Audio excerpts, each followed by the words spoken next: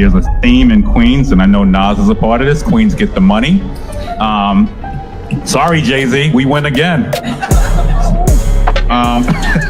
I just had to rub that in. Yesterday, Wednesday, a state board rejected the Times Square casino bid from Jay-Z in Roc Nation and those companies that I mentioned.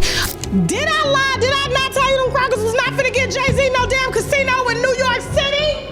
Did I not tell y'all that? This man done would've took a loan against his house because they wouldn't even give him a loan to go and put a bid in on the casino because he had the owner of Caesar's Palace and then he had an ex-federal informant and mob ties down there trying to put a bid on a casino to bring it to Broadway. Y'all, Jay-Z is fuming right now, and honestly, I don't blame him. Imagine dropping your name, your brand, and your billionaire status on a flashy Times Square casino project, only for the city to slam the brakes before it even got moving. And then, just days later, Nas, the same Nas who ethered Jay back in the day, gets the green light for his $5 billion Queens casino plan. Like, the timing? It's almost too perfect. And if that wasn't messy enough, Queens Borough President Donovan Richards had the audacity to rub it in, telling reporters, "Queens gets the money. Sorry, Jay-Z, we win again." That's not just shade. That's a public victory lap at Jay's expense. So now the streets are buzzing, fans are connecting dots, and everyone's saying the same thing. This isn't just business. This feels like history repeating itself. And when you remember how brutal their original beef got, the Takeover versus Ether days, you already know why people are calling this a betrayal. So here's how it all went down. Jay-Z was backing this huge Caesar's Palace casino project in the middle of Times Square. We're talking billions on the line, a whole new gambling hub in the heart of Broadway, and of course, Jay being Jay, he pitched it like it was gonna be the crown jewel of New York. But the thing is, the community wasn't having it. The Broadway League came out swinging, residents pushed back, and the advisory committee basically said, nope, not here. And just like that, Jay's dream of a Times Square empire went up in smoke.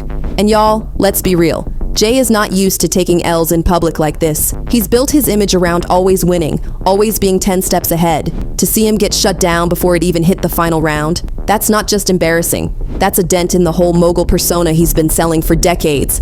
And here's where it stings even more. Jay wanted Manhattan. He wanted the glitz, the tourists, the big spotlight, but instead, the city literally closed the door on him. And the crazy part? Days later, Nas walked in with Queens and got the green light. This wasn't just a rejection for Jay. It was the setup for a revenge arc. Because if there's one thing about Hov, it's that he doesn't forget a loss. With their decision, as they obviously voted against the casino. You know it. We met the standard and then some, and the only one with courage to stand up is the governor and the mayor appointees, and everybody else runs and hides. And y'all, this is where the narrative changes. While Jay's Times Square project was crashing and burning, Nas was quietly lining up a win in his own backyard, Queens. Resorts World at Aqueduct, with Nas backing it, just got the green light to move forward. And this isn't some little side hustle. This is a $5 billion plan that could literally turn Queens into a mini Vegas. We're talking live table games, blackjack, poker, craps, a full-on concert hall, and even a sports academy with NBA legend Kenny the Jet Smith attached. Like, this isn't just a casino. This is a whole entertainment empire. And Nas, he's got equity in the project and has been hands-on about shaping the vision. When he talked about it, you could tell this wasn't just another deal. He called it a win for the community, saying it's going to create opportunities for families and help build the next generation of leaders. And then he dropped the mic with, clearly, with this project, the world is ours. The future is not something you wait for, it's something you build. It lives in the hands of the doers, the dreamers, the people who refuse to stand still. Resorts World is more than a casino. It's energy, it's opportunity, it's hope for the borough. A second chance for some, a first step for many. It's where community gathers, not just to win, but to build a future once imagined. This isn't just business, this is legacy. And now, it's time to invest in us. Because the future doesn't ask for permission, it moves with purpose. From our chairman to our newest employee, we're committed to Queens. And in Queens, the future is now.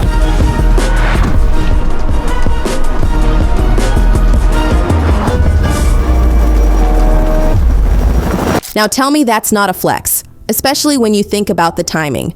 Jay gets denied in Manhattan, and Nas steps up in Queens like the hometown hero. Fans are already clowning Jay online, saying Nas just ethered him again, but this time with business receipts. See, on paper, this is just two rappers turned businessmen chasing billion-dollar deals. But when you line up the timing, it feels way deeper than that. For Jay, this isn't just losing a casino bid, it's losing to Nas, and that hits different. Jay's entire image is built on being the Brooklyn mogul who made it out the hustle and flipped it into an empire.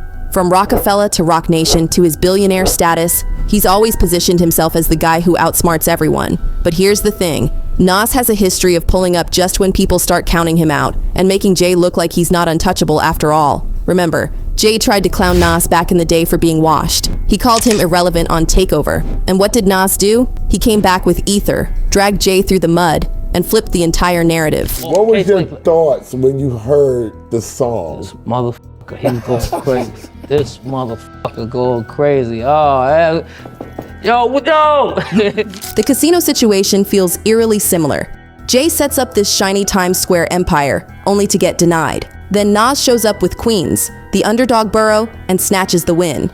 But to really get why this stings so much, we gotta rewind to how this feud even started in the first place. The beef started with something way smaller, but way more personal. Back in the mid-90s, Nas was already the golden child of New York rap. He dropped Illmatic in '94 and instantly became the guy everyone looked up to. Jay-Z, on the other hand, was still fighting for respect. He had Reasonable Doubt in '96, which is iconic now, but at the time, it didn't even hit the charts like that. And here's where it got messy. Jay wanted Nas to appear in his video for Dead Presidents, but Nas never showed up. Instead, Jay just sampled his voice for the hook. Says of how you made this beat. I was at one of those conventions, like a How Can I Be Down or something like that, and I think Nas' album had came out. And every car that was driving by was playing Whose World Is This? And I, you know, and the pianos and the drums and the whole cadence of that record had me like, yo, this is amazing. I want to make a song like that. Like, he didn't even ask. He just did it. And Nas wasn't exactly thrilled. From that point on, there was this unspoken tension. It was like Jay was chasing Nas's crown, and Nas was already treating him like a younger competitor who needed to stay in his lane. And honestly, that dynamic never went away. Now, as y'all have seen, Jay has a history of trying to one-up Nas, and Nas has a history of stepping back in at the right moment to remind Jay he's not invincible. But things really turned up after Biggie's death, when the crown of New York was suddenly up for grabs. That's when the shots stopped being subliminal. Now, after Biggie's death in '97, the whole city was asking the same question: who's next to carry the crown?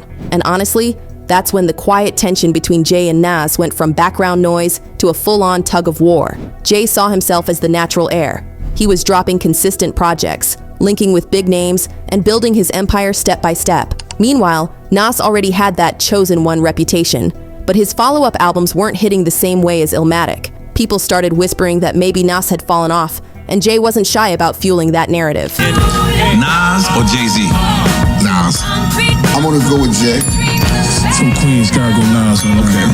I say Nas. Jay-Z or Nas? Jay-Z. You taking a shot already? Easy to me. Jay-Z. Nas all day. Let's go. Jay-Z. Nas or Jay-Z? Nas. Damn. Jay-Z. Nas or Jay?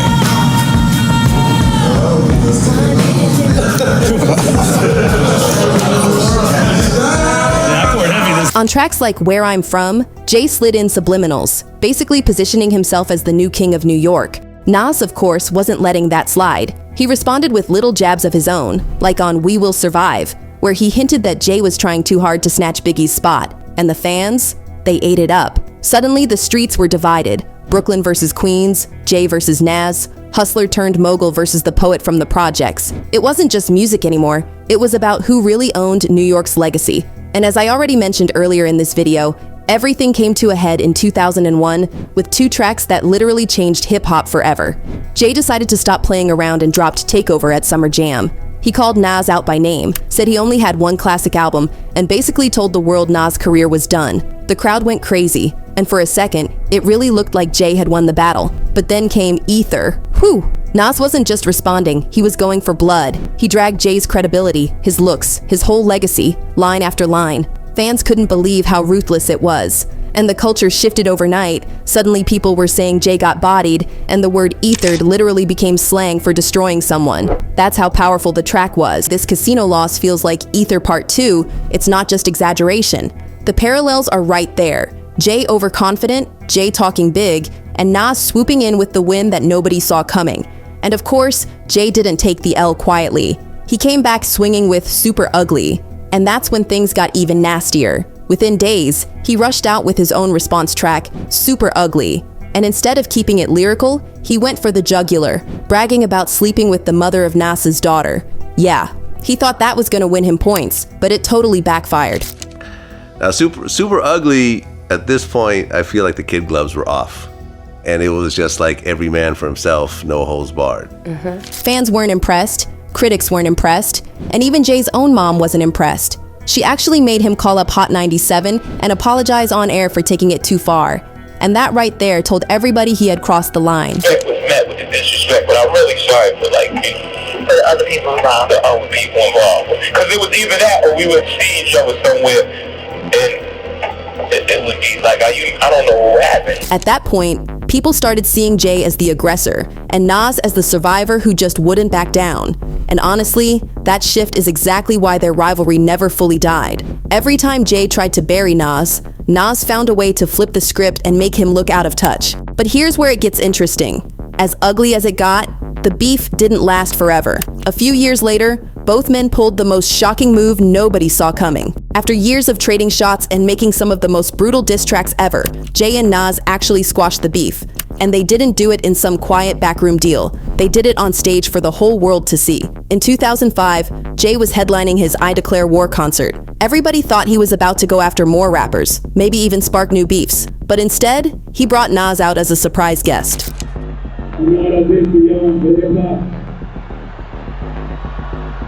Let's go.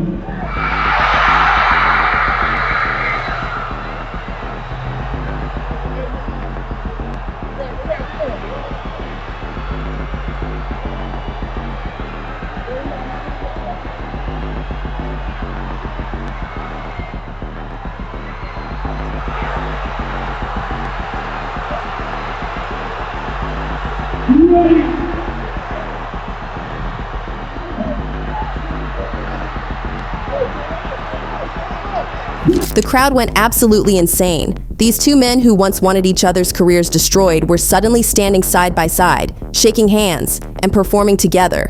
It was one of those hip-hop moments that felt bigger than music. Fans couldn't believe it. After all the insults, the disrespect, and the drama, they were now partners, even collaborating on tracks like Black Republican and Success. But here's the thing, even though they made peace, the rivalry never truly disappeared. That competitive energy, that quiet tension, it was always there under the surface. And fast forward to now, with this whole casino drama, yeah, it's starting to look like the truce might have just expired. And here's the part people aren't talking about enough. This isn't just Nas versus Jay. This is Queens versus Brooklyn all over again. If you know New York hip-hop history, you already get it. Brooklyn's always had that shiny, big stage energy. Jay, Biggie, even the Barclays Center now. It's about money, power, and image. Queens, that's the gritty underdog borough that birthed legends like LL Cool J, Mobb Deep, Nicki Minaj, and of course, Nas. So when Jay's Times Square plan got denied in the heart of Manhattan and Nas turned around and secured Queens, the symbolism was too loud to ignore. It's like the streets are saying, Brooklyn fumbled, Queens carried.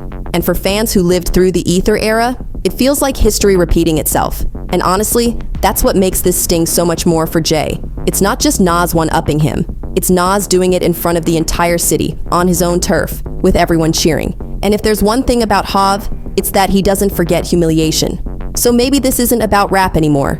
Maybe the next chapter of their feud won't be in the studio or on stage, but in boardrooms and billion-dollar deals.